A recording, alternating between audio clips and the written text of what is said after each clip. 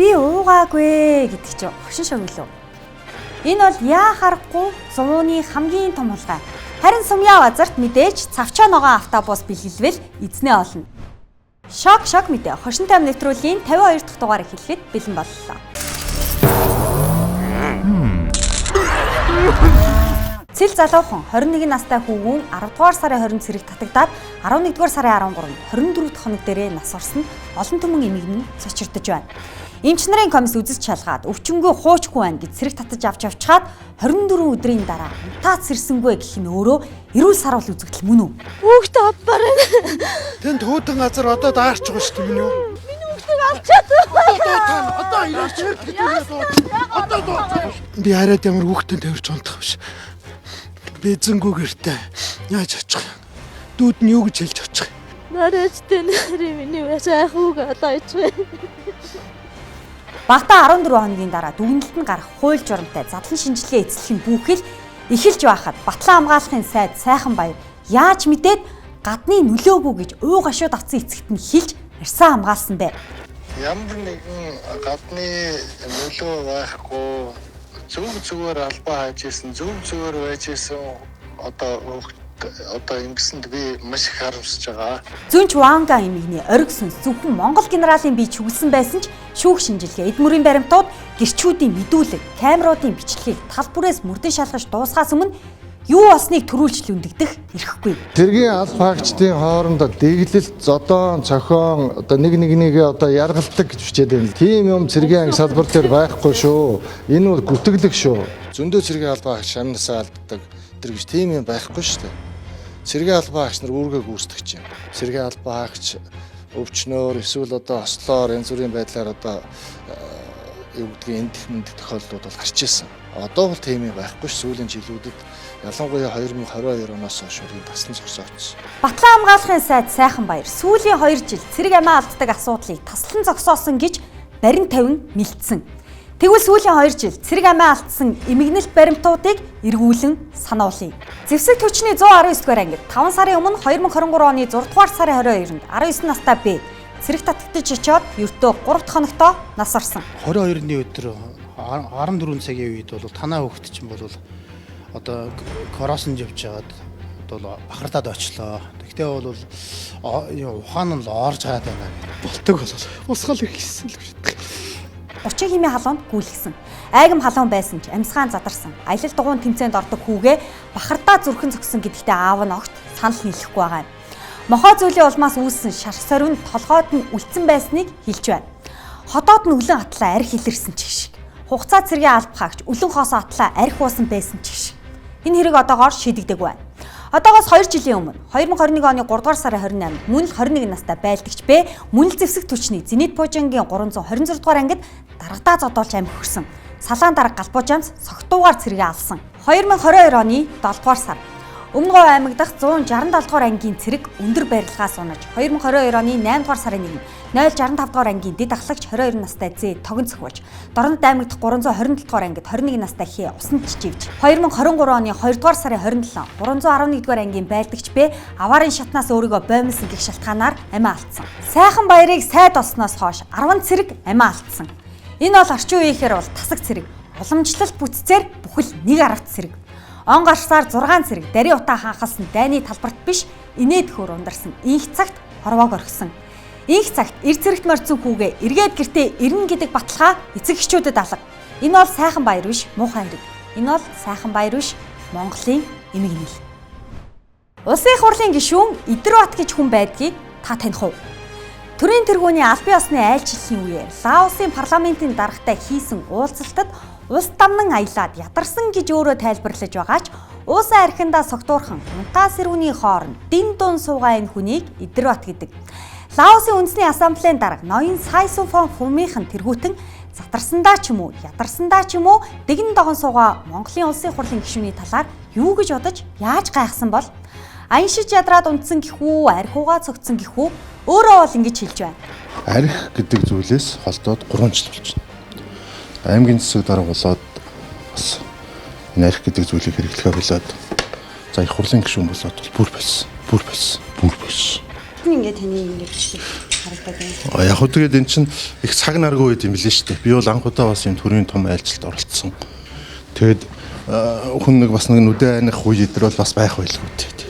Тэгэхээр нийтлэг энэ чинь бас Монгол улсыг төлөөлж явж байгаа ерөнхийлөгчийн одоо айлчлалын багт явж байгаа Монгол төрийг төлөөлөөдийн талбай уулзалтан дээр сууж байгаа архи сектууруулахундаа хэрэглэх цаашлаад уулзалтын үеэр одоо унтж байгаа энэ асуудал ер нь байж болох юм. Унтаж бол болохгүй шүү дээ. Тэр чинь унтна гэж байх. Зүгээр зүргэмлэх юм уу тиймэрхүү юм байна уу гэхээс биш юмар. Үзэгч та харин юу гэж бодож байна вэ? Задарсан хүний төрхүү, ядарсан гишүүний шинжүү.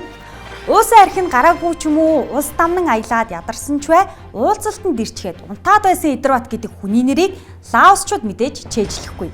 Монгол гэсэн нэгэн нэр Лаосын төрч санагдаж үлдэнэ. Албан ёсны айлчлал бол ажил. Албан ёсны айлчлал бол аялал зугаалга биш, алжаал тайлах мөч биш. Улс орны нэр хүнд уу шидшний ох биш. Төрөө түшээд байна уу? Төр төвшүүлээд байна уу? Согтоод байна уу? Шогтоод байна уу? Төрсөн биеэ эхлээд түшиж чадвал төр улсаа түшиж чадна. Согтоод байна уу? Шогтоод байна уу? Улсын хурлын ёс зүйн дэд хороо ажиллаа хийнэ үү? Идрбат гишүүндээ ганц кондишн бэлгэлт юм уу? Уухаасаа өмнө кондишн уудсан бол ингэж дэн дун хийж суухгүй ч байсан байж мэдсэн. Яг одоо л барьлаа. Яг одоо л хариуцлага тооцлоо. Яг одоохон гисээр байтал санхүү мөнгөний лөөрийн том хэрэгүүд сунжирсаар, он цаг улирсаар олон жил өнгөрсөөр байдаг. Сахал эмээх Эрдэнэ билгийн бүлэглэлийн төрийн өнгөтэй өөдтэй үйлдвэр аж ахуй өмч хөрөнгө, өрөм тос шиг орд газруудтай тонон дээрэмцэн 100-ны хамгийн том лөөрийн хэргийн шүүх хурал энэ сарын 21-нд болох гэж байна. Сахалтай толгойн байхгүй ч сахлын үс гэмээр 20 хүн 2 хуулийн этгээд шүүхийн тавцанд хүргэгдэж гимзэм гисгэн шийтгэл нь дэнслэгдэх юм. Бүлэглэлийн толгойлогч Эрдэнэ билэг өнгөрсөн цагаан сараар газ бие үзүүлчихэд буцаад ирэй гэж хэлээд 3 тэрбум төгрөг барьцаанд тавиад Сингапур яваад тэндээ үлдсэн. Сахал хэмээх Эрдэнэ билгийн санхүү мөнгөний гэмт хэрэг 322 хатас дүүрэн дуустдаггүй олон ангид кино шиг урттгал зөвхөн дархны төмөрлөгийн үйлдвэрийн тонуулыг онцлон хөндөж байна. Зөвхөн дархны төмөрлөгийн үйлдвэрт учруулсан хохирол нь 2.2 их найт төгрөгтэй харьцуулбал бултахтаа барьцаалсан 3 тэрбум нь хохирлынх нь 0.2% ч хүрэхгүй. 220 мянган төгрөг дээрэмцсэн хүн 300 төгрөг барьцаанд тавиад хилээр гарч явахыг шүүх зөвшөөрсөн учраас хэргийг нь тусгаарласан. Эрдэнэтийн 49%-ийг төрийн өөрийнх нь мөнгөөр өөртөө авсан. Дархны төмөрлөг хөтлийн цемент төмөртөө ордоос хангаа төртөө хүртэлх 33.4 км төмөр зам тавихтаа онцлог хэмжээний хохирол учруулсан бүлэг гэмт хэргийг 3 жилийн өмнөөс шүүн хилцгээр болсон ч толгойлогч нь оргон зайлсан гэх шалтгаанаар замын төвчрөл шиг гацаа бүглөөнд ороод байсан юм. Эрдэнэ билгийн QSC гэх ганцхан арьсан цүнхэнд багтдаг айлын гэрийн хаягн дээр байршдаг тамга гэрчилгээнээс өөр хөрөнгөгүй компани дэлхийн төмрийн аврах том корпорациудыг ялсан мэт жүжиг зохиож нэг өдрийн дотор шалгаран 2014 онд 1500 ажиллагчтай 3 төмрийн ордтой дархны төмөрлөгийн үйлдвэрийг концессионерээр үнгүүдүүл авсан. Ган төмөрлөгийн цогцлбор барьж ашиглаж байгаад улсад буцааж өгөх нь бүхэл ядаж хавыг инж тавьж хадаг цайч болов газарт болж лам харч залаагүй. Харин төмөртөө ордын нөөцийг ёроолтон тултал хавсарч төмрийн хөдөр түүхийгээр нь хятад руу зөө 1.8 их найт төгрөгийн орлого олсон. Төмрийн хөдөр хятадд зарч 1.8 их найт төгрөг цөм хийсэн атлаа улсад 353 тэрбум төгрөгийн татварын өртөө. Дархны төмөрлөгийн үйлдвэрийн тоног төхөөрөмж, газар, хөдөр зэргийг нь барьцаалан хувийнхаа худалдаа хөгжлийн банк, Улаанбаатар хотын банкнаас 500 гаруй тэрбум төгрөгийн зээл авсан ч мөнгө нь бол QS-ийн дансанд орсон. Таны өмч хөрөнгийг барьцаалж зээл авсан ч мөнгө нь таны дансанд ороогүй гэсэн үг. Гэхдээ бас олоогүй. Та зээлийн хүү төлбөрийг төлсөн гэсэн үг. Ийм юм болсон байна. Энэ мэд тооч дуусахгүй элдв санхүүгийн арга зайлаас олж улс буюу та бид 2.2 их найт төгрөгөөр хохирсон. Төмөрлөгийн үйлдвэр 15 сая доллараар Оросоос вагон авсан.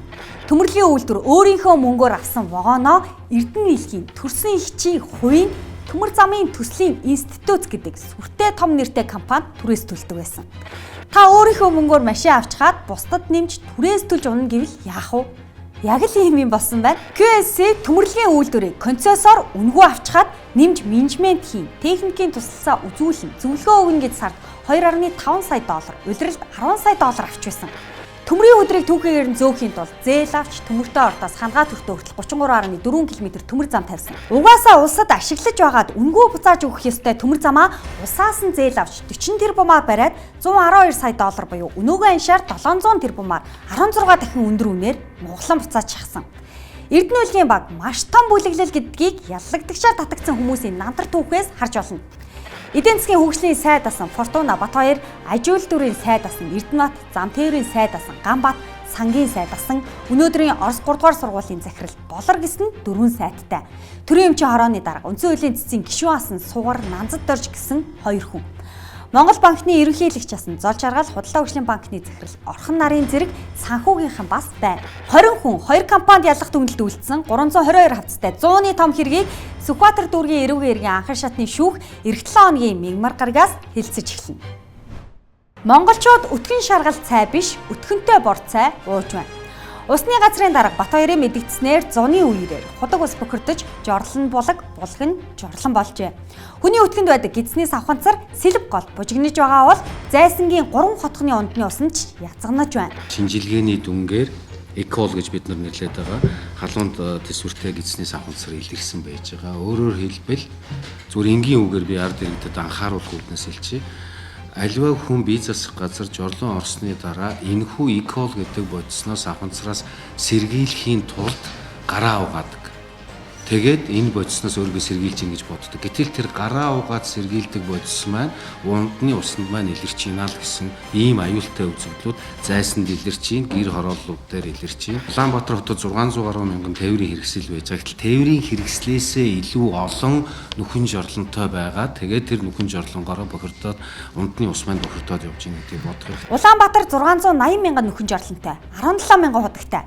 Нүхэн жорлон газрын гүний ус ойролцоогоор хөрснөөс 2-3 м буюу нэг төвшөнд ойролдог. Нэг ясандаа 0-ийнхаа усыг уугаад крантанда хүндэрч байна гэсэн үг. 680 мянган нүхэн жорлон 250 м эргэн тойрондоо мянгаад тараадаг биологийн хүчтэй зэвсэг юм. Үе үеийн хотын дарга нарт алтан гэргээ өгдөг юм байна. Шагнал юм уу гэхээр алт мөнгө орсон үн өртөг ихтэй. Шийтгэл юм уу гэхээр гялгаар цалгаар эд юм байна. Хотын дарга юу хийсэн? Яг түүнийг нь бэлгэдэвэл илүү онцтой. Тухайлбал инх болтод үүнээс цааш газар үгүй гэсэн товгор бичээс бүхий газрын алтан гэрчилгээ Батүлд хүүхдийнх нь офшор дансны хөөмөл дугаар амар сайханд ус ориглуурын мөнгөн сүмнэр. Харин сумья базарт мэдээж цавчаа ногоон автобус бэлгэлвэл эзнээ олно. Эсвэл бүгдд нь түгшрлийг бэлэгдсэн Монгол алтан цоож утааг илэрхийлсэн мөнгөн зуух янда өгвөл яг нүдэ олох юм. Гигэн цагаан өдрөөр өөрөө машина унан морьтой хүн хөөж илтсэн бичлэг нь ил болсон гацууртын Чинбат биш. Бичлэг хийсэн ганц зөргөөс 5 сая төгрөг нэхэмжилсэн байна. Хөдөлмөрийн баатар Чинбат нь хөдөлмөрч гэдгээ харуулж өөрөө машина унаад өөрөө хүн амьтан хөөж илтсэн ч ямар ч хариуцлага хүлээгээгүй хിവэр байна. Дунд голын дунд Орос Монголын олон улсын гэрээнд заагдсан төмөр замын бүсэд баригдсан Аква Гарден хорооллын хэрэгт газрын албаны 9 түвшмэл шалгагдаж байна. Харин захирамж гаргаж эцсийн шийдвэр гаргасан засаг дарга нараас нэг нь ч бүрдэгдөөгүй байна. Ногоон байгууламж нэрээр анх газар олгосон Батүл усан паркийн зориулалт нэмсэн Суу-Бат бол орон сууцны хороолол барихыг зөвшөөрсөн сумья базар нарын гарын үсгийг газрын албаныхан хүчээр зурулсан юм уу? Дуурайлгсан болж таарчих шиг байна. Шадар сайд амар сайхан шатсан давхар автобус худалдаа авах гэрээнд сумья базар гарын үсэг зурсан баримт дэлгэлээ. Тэгээ одоо тэр улаан байна уу, шарн байна уу, ногоон байна уу те? Давхар автобус нь ч байна уу? Одоо тэр саяны яриад байгаа энэ 2.1 тэрбум төгрөгний автобусыг амар сайхан худалдаж авчлаа гэдэг чинь 2020 оны 10 дугаар сарын 30-ны өдөр хийсэн гэрээ байна. Худалдаж худалдаа авах. Энэ гэрээн дээр одоо амар сайхны гар үсэг байна уу, хэний гар үсэг байна гэдгийг та нар бас харчих те. Гэрээ байгуулсан хүмүүс. Банкыг төлөөж гүйцэх захирлын үүрэг гүйцэтгэгч энэ мөнгө сүхэн гэж зурсан байна. За нийслэлийг төлөөлж нийслэлийн засаг дарга ингэж байна. Сумья. За тийм байна. Сумья гэж зурж. Цавчаа ногоон дээр цайсан улаан, шатсан давхар, дунд аврын дөлмөг гэх мэт өнгөнгийн өөр төрлийн автобусны хулгайн баримтууд ийхүү ээлж дараалан илчлэгцээр байна. Хуучин автобус шинийн үнээр шахагдж байгаад баригдсан. Тинүү огоогийн мөн л хуучин хашаа газар баазыг нь 54 тэрбумаар үнэлэн хохиролтой тооцоолон авах гэж байгаа юм байна. Хуучин эмийг шин гэж үнэлүүлэхдээ сурмгай Тинүү огоогийн хашаа газар 54 тэрбум яг хүрх хэсэгтэр иргэд бүхэл эрх баригчид эргэлзэж байна. Дансанд 11 тэрбумыг барьж түгтсэн дээр хотын захын 3 хуучин хашаа баазынх нь 54 тэрбумын үнэлгээг нэмсэн ч цаана 38 тэрбумын хохирол хэрхэн барагдах нь тодорхойгүй байна. Шок мэдээ хошин тайм нэвтрүүлгийн 52 дахь дугаартай хамт байсан эрхэм үзэгч та бүхэндээ баярлалаа.